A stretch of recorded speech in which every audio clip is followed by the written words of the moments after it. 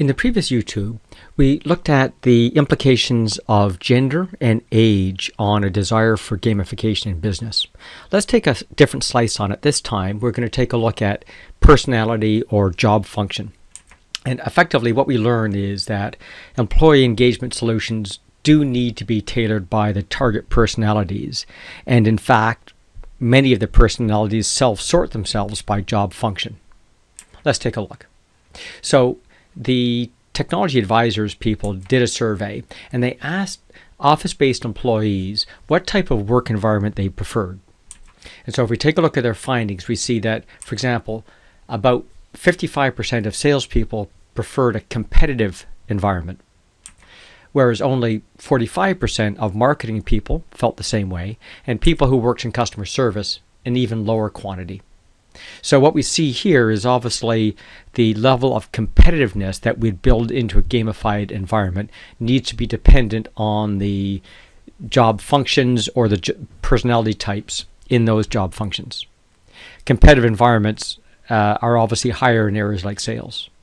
If you look at sort of the other side of the coin, collaborative environments, for salespeople, about 45% said they'd prefer a collaborative environment, whereas in marketing, it increased to about 55%. In customer service, it was even higher, about 61%. So if we combine these two, what we see is each department has its own footprint.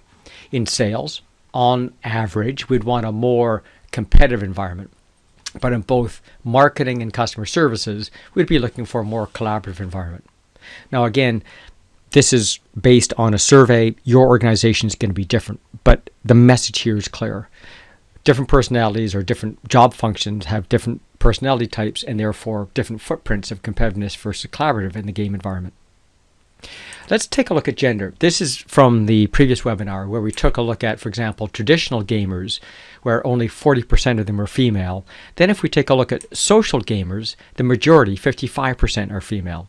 So what does that tell us? Well, there's a couple of conclusions you can draw from this, and Dr. Natalie did this for us.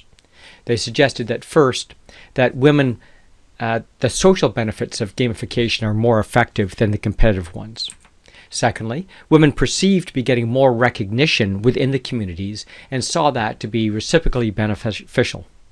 And then finally, overall, Dr. Natalie suggested that this suggests that the social features of gamification are more important to motivate women than for men.